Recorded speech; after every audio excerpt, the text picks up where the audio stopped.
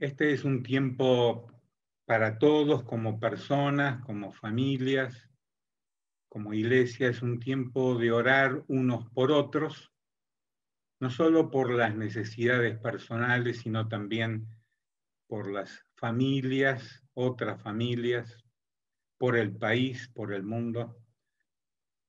El tiempo que ha transcurrido de toda esta pandemia ha traído diferentes resultados, consecuencias. En su mayoría no son todos positivos, ¿verdad?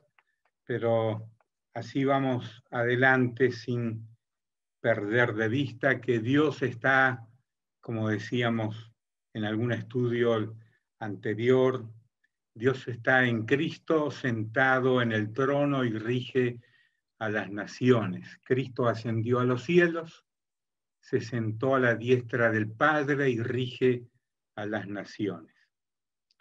Sin embargo, este tiempo también es propio para que nos cansemos y nos desilusionemos, que es una palabra que no usamos en forma frecuente para referirnos a nuestro estado de ánimo. Pero es probable que entre nosotros hoy algunos estemos desilusionados, cansados, preguntándonos cuándo va a terminar todo esto, ¿no?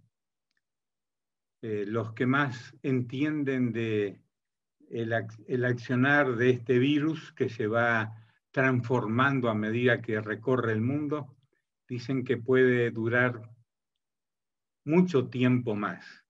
Eso está afectando y ha afectado el estilo de vida que tenemos en todo sentido, también lo laboral, lo financiero, lo espiritual también ha sido afectado en la vida de las iglesias.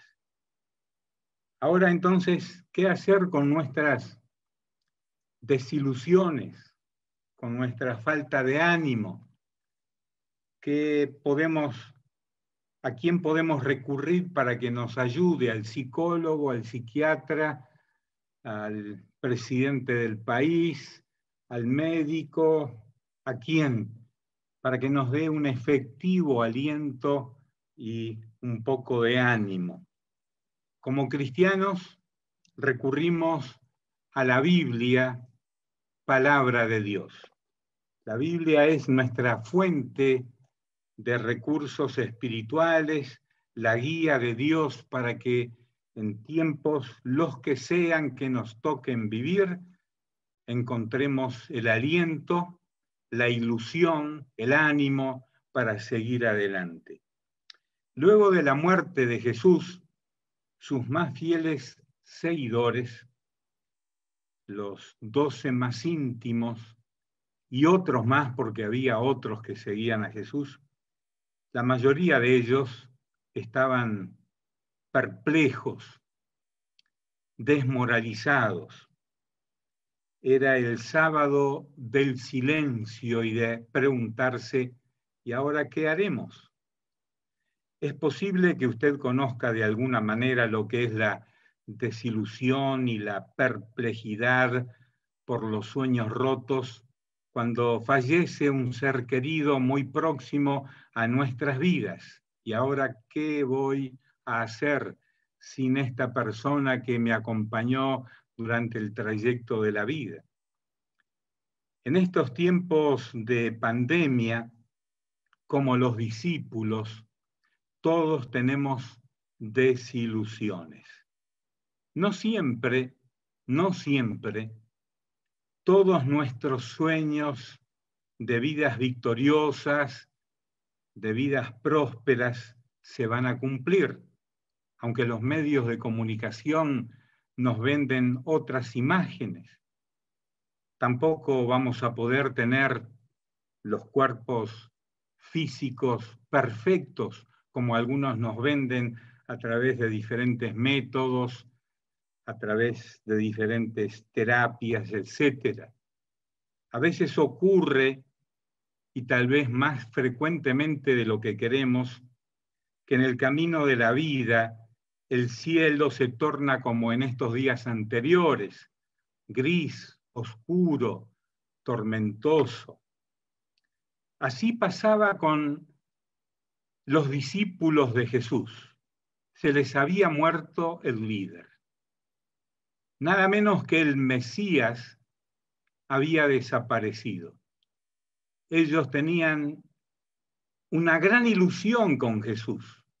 Realmente estaban esperando que Él tomara el dominio, el poder del gobierno y estableciera un reino a través de Israel que gobernara el mundo. La ilusión de aquellos hombres se desmoronó en pocas horas, en unas 18 horas de juicios y crucifixión y muerte. Todo ese mundo, que era una gran ilusión, un gran sueño para ellos, se desmoronó. Y estaban sobre todo desilusionados. Falta de ilusión en la vida puede conducirnos a decisiones trágicas. El texto para hoy, que no lo voy a leer por el tiempo que tenemos, pues después vamos a celebrar la Cena del Señor. El texto para hoy es gran parte del capítulo 24 del Evangelio de Lucas. Busque su Biblia por allí o abra su teléfono si tiene su Biblia metida dentro de un aparato electrónico, pero que sea la Biblia, ¿verdad? Capítulo 24 de Lucas. Y en el capítulo 24 nos vamos a limitar a mirar, observar, y usted lo puede hacer en su propia casa ahora con su Biblia, a partir del verso 13 y hasta el verso 35. Ese será el contenido del análisis de los próximos minutos. Yo le invito para que repase un poco en su mente una historia que cada año ponemos en nuestra memoria, los dos caminantes de Emaús.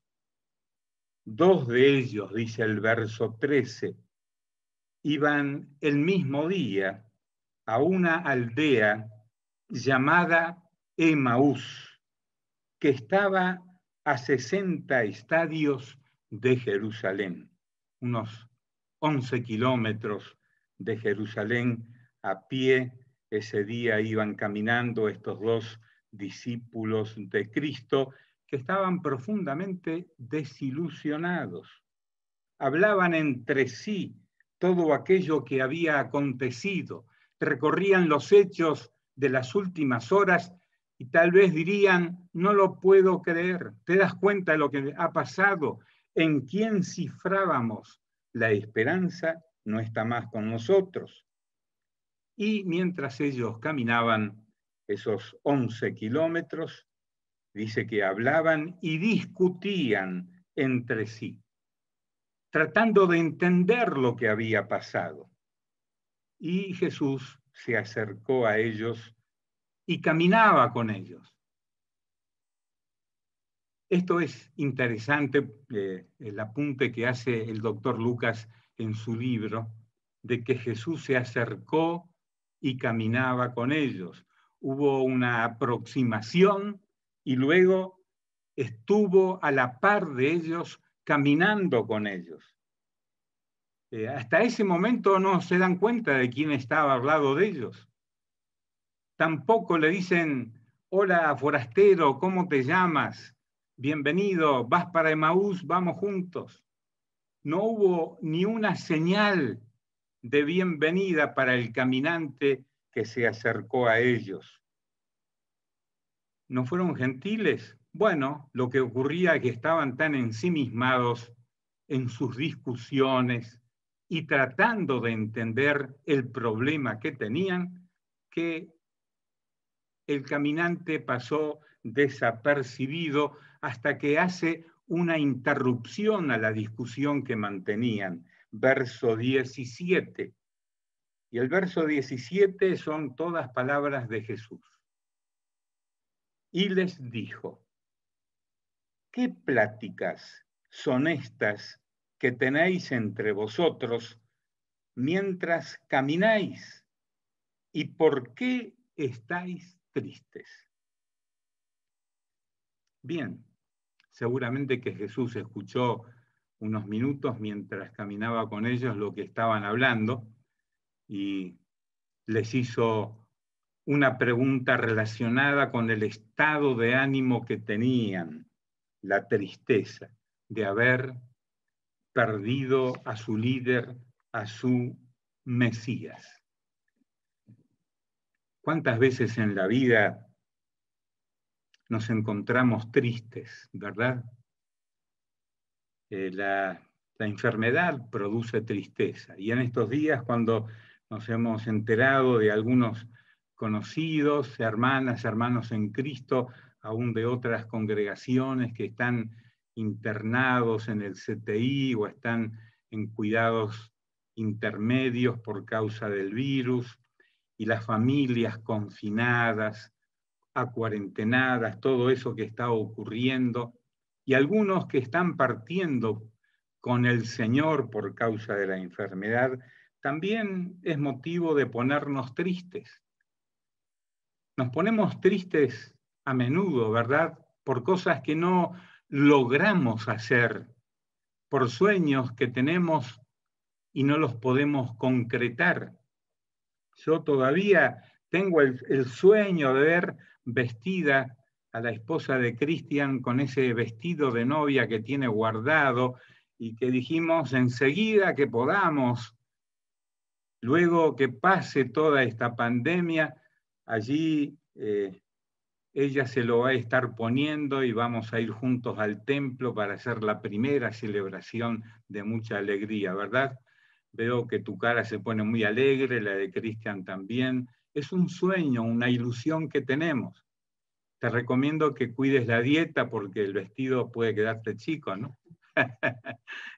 Bueno, es una ilusión, un sueño, una esperanza que tenemos todos los que queremos a este matrimonio, de verles entrar al templo con el vestido, el traje de casamiento, celebrar esa boda allí en el templo. Es un sueño. A veces los sueños se postergan hasta años en la vida. Sueños relacionados con estudios, con carreras, con el progreso económico, con la educación de nuestros hijos y sus logros. Los sueños que tenemos para con la familia, las personas, la vida de la iglesia. ¿Por qué nos ponemos tristes aun cuando Jesús camina con nosotros como con aquellos dos caminantes? La presencia de Jesús para esos dos hombres se mantenían porque estaban ensimismados en sus propios sueños e interpretaciones de los mismos. Una buena lección que aprendemos del relato puede ser que Jesús camina a nuestro lado en la vida y no lo reconocemos. Él dijo, siempre estaré con ustedes, no los dejaré, no los abandonaré, y otras formas de expresión cuando Jesús se despide de ellos hacia el cielo, les dice, no les dejaré, estaré siempre por la eternidad con ustedes, por todo este tiempo con ustedes, pero llega el momento de la prueba, de la pérdida, del fracaso, de la tristeza, y olvidamos que Jesús camina con nosotros. Cleofas, uno de los dos discípulos, le dice a Jesús, ¿eres tú el único forastero en Jerusalén que no has sabido las cosas que en ella han acontecido en estos días? Jesús venía también de Jerusalén, llevaba el camino hacia Emaús. ¿Acaso no estuviste en Jerusalén en estos días? ¿Cómo desconoces lo que ha ocurrido?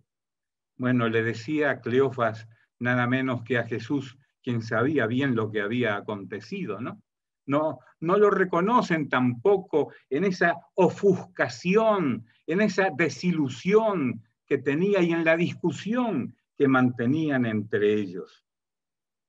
Es entonces que Jesús les pide una explicación que él conoce, pero quería saber de ellos mismos cómo la interpretaban.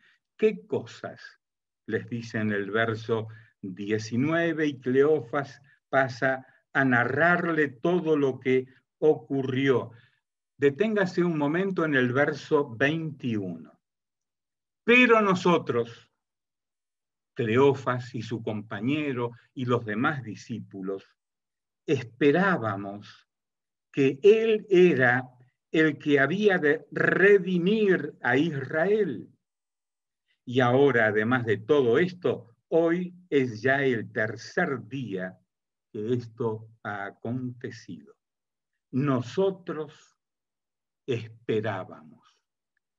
Teníamos una esperanza que en este caso él la define relacionada con un pueblo, con Israel. Pienso yo que cuántas veces, y usted lo habrá leído en los 4 evangelios en estas semanas, Jesús les explicó para qué había venido. Jesús dio a conocer la misión y propósito para el que había sido enviado a la tierra. Sin embargo, estos dos y los otros, y quién sabe cuántos más que habían caminado con Jesús esos 3 años, no entendían que era necesario que todo eso ocurriera. Pero esa esperanza es la que nosotros esperábamos. Esperábamos que Él fuera el Redentor de Israel. Y ya ahora estamos en el tercer día de su muerte. Nosotros esperábamos. Tenían sus propios planes. Como nosotros, como usted y yo, nos hacemos planes en la vida. No es que no haya que hacerlos, porque hay que tener cierta orientación, cierto derrotero económico, familiar, espiritual, como iglesia, hacer ciertos planes, pero aquí estamos hablando de planes de la vida, de lo que trasciende a los hechos cotidianos, qué comeremos, qué vestiremos, dónde voy a trabajar, qué me voy a vestir. Aquí hay algo más en la vida del Mesías. Hay algo más que pensar en el reino de Israel o en el reino del mundo. Esto lo mantuvieron aún hasta el mismo momento de la ascensión de Jesús. En el libro de los Hechos, capítulo 1, ahí estaba Jesús por subirse a una nube para irse al cielo y todavía le estaban preguntando, Señor, ¿y cuándo vas a restaurar el reino a Israel? Aún después que se les apareció varias veces, les dio la gran comisión, seguían insistiendo con el tema. Tenían sus propios planes y Jesús no se acomodó a sus planes. Algo así como nos pasa a veces en la vida y por eso nos desilusionamos. Nosotros, yo, esperaba tal o cual cosa, había pensado tal o cual otra, tenía el plan, el propósito de hacer esto con mi familia, de tener tal o cual dinero, de comprar tal o cual cosa, de vivir tantos años y sin embargo, ahora tengo que decir como los discípulos de Emaús, esperábamos, porque ya hace 3 días que él ha muerto y lo que esperábamos no se ha dado en concretar. Cleofas, uno de los caminantes, revela la raíz de la desilusión humana. Sus sueños no se han materializado. El hombre propone y Dios dispone. ¿Escuchó esa frase alguna vez? El hombre propone y Dios dispone. Es una buena frase que nos recuerda que es mejor planificar los planes de Dios que planificar nuestras propias estrategias de vida. Descubrir para qué me tiene Dios en esta tierra. Para hacer lo que estoy haciendo hoy. Me refiero al trabajo, a los estudios, a la familia, a lo que quiero hacer en los próximos 2, 3 años, 2, 3 meses, 2 o 3 semanas, mañana mismo. ¿Cuál es el plan de Dios que Él me propone y que yo debo de conocer? Ahora, la mayoría de las desilusiones en la vida tienen que ver con Cleofas. Nosotros esperábamos. Miramos lo que sucede desde el punto de vista de Cleofas, un ser humano, y no desde el maravilloso plan de Dios para nuestras vidas.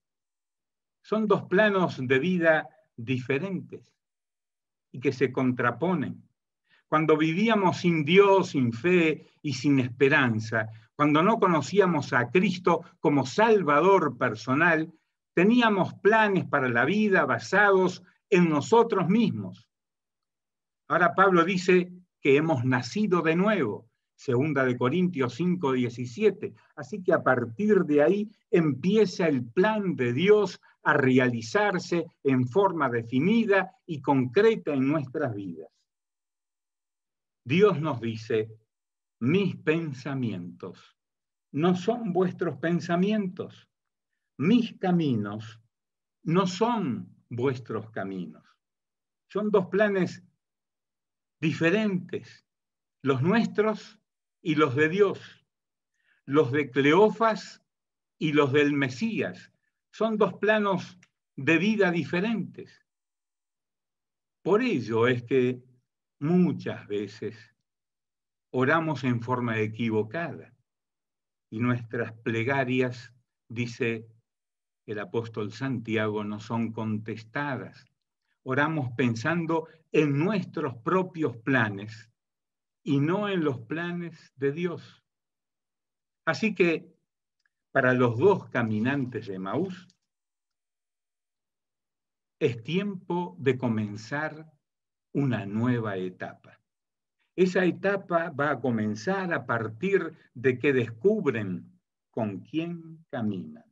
Si usted va hasta su Biblia, a los versos 30, 31 y 32, cuando ya habían llegado a la aldea donde iban, a Emaús, o sea, habían caminado ya 11 kilómetros discutiendo y hablando de sus ilusiones, de lo que esperaban, de lo que se fue con la muerte de Jesús. Un trecho de ese camino lo caminaron con quien no conocían y era el autor de la vida y de la victoria sobre la muerte, y no lo percibieron. Ahora, cuando llegan al verso 29, ya están en Emaús por la práctica oriental de hospedar a personas que andaban como extranjeros. Ellos, verso 29, le obligaron a quedarse diciendo, quédate con nosotros porque se hace tarde y el día ya ha declinado. Entró pues a quedarse con ellos. Quédate con nosotros. Hay una canción de Óscar Medina, que tal vez usted ha escuchado, cantante hispano que visitó alguna vez Uruguay, una canción que dice, camina conmigo, Jesús. Y hace una serie de recorridos en su vida familiar, en su vida personal, y le pide en la canción Óscar Medina, le pide a Jesús, camina conmigo, quédate conmigo, como dijeron los caminantes de Emaús, quédate conmigo. Quédate en mi casa, usted puede decirlo, ahí donde ahora está viviendo y participando de esta celebración. Señor, quédate en mi casa, no te vayas, quédate en cada habitación de esta casa, en cada cosa que hacemos en este hogar, en cada trato que tenemos el uno con el otro. Quédate a comer con nosotros. Y aconteció, verso 30, que estando sentado con ellos a la mesa, tomó el pan y lo bendijo, lo partió y les dijo, y les dio. Podríamos quedarnos un buen tiempo aquí viendo la figura. Ve a la mesa donde están los tres sentados. Los dos desilusionados, los que venían discutiendo por 11 kilómetros y no entendían lo que había pasado, y Jesús, nada menos que Jesús, sentado a la mesa con ellos. Es en ese momento cuando Jesús toma el pan y lo bendijo, lo partió y les dio. Es en ese momento que los ojos de ellos se abrieron y lo reconocieron. Y lo reconocieron en cómo partió el pan, en cómo lo bendijo. ¿Cuántas veces Jesús delante de los discípulos partió el pan o dio el pan a las multitudes, recuerda? Y antes de dar de comer el pan a las multitudes, alzó sus ojos al cielo con el pan en la mano y lo bendijo. Y yo supongo que durante esos 3 años, cuando comían el almuerzo o la cena, que Jesús oraba por el pan y les había enseñado a orar, ¿cuántas veces lo hizo? De una manera tan peculiar que en ese momento, cuando lo ven a ese caminante que llegó hasta ellos sin saber quién era para ellos, cuando lo ven tomar el pan y bendecirlo, lo reconocen. Y bueno, Jesús está con nosotros y hace cosas, realiza actividades en nuestra vida personal, en la vida familiar, en la vida material, en lo que necesitamos para comer, para vestirnos. Pero a veces no lo reconocemos. ¿Cuántas veces partimos el pan al almuerzo o a la cena o a la merienda, si es que la tomamos? Y nos olvidamos que Jesús está ahí sentado con nosotros y no le adoramos. No le decimos, Señor, bendice este pan, bendice esta mesa, o gracias por este plato de comida que hoy tenemos y comemos en paz delante de ti y de toda tu santa presencia. En ese momento se les abrieron los ojos espirituales cerrados y ahora abiertos.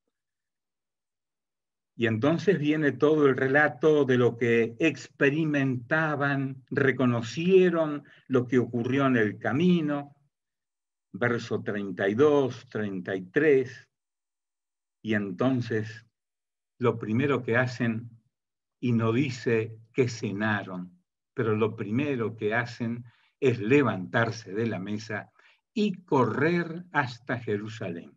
Ya habían caminado 11 kilómetros y ahora otros 11. 11 y 11 son, como dicen los que corren, media carrera olímpica. ¿Cuántos kilómetros son media carrera olímpica? Bueno, entre ida y vuelta es lo que hicieron, y aquí yo creo que el regreso a Jerusalén fue distinto. Cuando iban hacia Emaús iban discutiendo, sin ilusión, sin esperanza. 11 kilómetros duros y difíciles, pero el regreso fue diferente. Y levantándose en la misma hora, verso 33, en ese instante apenas Jesús desaparece, volvieron a Jerusalén y hallaron a los 11 reunidos y a los que estaban con ellos.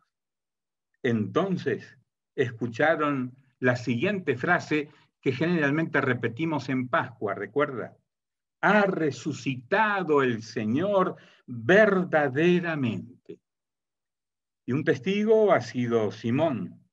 Entonces les tocó el turno a ellos y dieron un buen testimonio de lo que había ocurrido, que Lucas no lo narra, pero habrán estado cuántos minutos hablando de cómo Jesús se les apareció en el camino y de cómo bendijo el pan, lo que sentían sus corazones, y también habrán dicho, ha resucitado el Señor verdaderamente. Fueron abiertos sus ojos y le reconocieron, y con esto voy a ir terminando para dar paso a la celebración del partimiento del pan de hoy. Fueron abiertos sus ojos y lo reconocieron. La vida cristiana es una vida de abrir los ojos para ver lo que ocurre a nuestro alrededor. Y no ver solamente que se murió fulano, o se me desapareció tal o cual plan de mi vida, o tuve un quiebre financiero, o no me alcanza el dinero, no me alcanza el trabajo, tengo tal o cual tristeza por esto, por aquello o por lo otro. Cuando los cristianos abrimos los ojos a la vida, vemos que es diferente. Vemos con los ojos de Jesús. Pablo le escribe a los colosenses en el capítulo 3 y les dice que hay que poner la mira en las cosas de arriba, no en las de abajo. Las de arriba son eternas, las de abajo son temporales. Y podemos aquí estar en esta tierra 70, 80 años o más, si Dios lo permite y lo quiere, pero al fin se termina lo de aquí abajo. Y lo que cuenta es lo eterno. Trabajemos más, pues, por lo eterno, que no va a dejar de ser nunca en el reino de los cielos, que por lo que es aquí, en este mundo perecedero. Y pongamos nuestros ojos en aquel que parte el pan y lo bendice, en aquel que nos bendice con toda bendición para este tiempo y para el venidero. Esta experiencia se repite en cada persona que reconoce a Jesús como su Salvador y su Señor personal. Y si hay entre nosotros esta mañana alguna mujer, algún hombre, algún joven, algún niño que nunca tomó su decisión de abrir sus ojos espirituales y decir, creo que Jesús es mi Salvador y lo recibo en mi vida como tal, hágalo ahora allí donde está. Haga una oración en su corazón y diga, Jesús, perdona mis pecados, perdona no haberte reconocido antes, te recibo en mi vida como Salvador. Amén. Hágalo así ahora. La vida con Cristo. Usted lo sabe, mi hermana y mi hermano. La vida con Cristo se vive diferente. Nuestra esperanza no está en lo que los desilusionados discípulos de Jesús tenían, la esperanza de un reino terrenal. Nuestra esperanza está en ir a la patria celestial y estar con Cristo y con nuestros seres queridos para toda la eternidad. Es entonces que aquí, en este valle de sombra y de muerte, como dice el Salmo 23, tenemos esperanza e ilusión que nacen en Cristo. Y miramos a la vida desde el punto de vista de Dios, no desde nuestros planes humanos. La vida de esperanza nace en el corazón de las personas cuando abren sus ojos y reconocen a Jesús como su Mesías, como su Salvador. Sueños e ilusiones, planes, es bueno tenerlos en este tiempo breve de vida que Dios nos da, pero siempre con la presencia reconocida de Jesús. Que usted pueda decir, estos planes nacen en la voluntad de Dios. Esto que digo, que hago, que soy y que haré, está en los planes de Dios. Y usted pueda decir, como Jesús nos enseña a decir, hágase tu voluntad y no la mía, porque eso es lo mejor para nuestras vidas.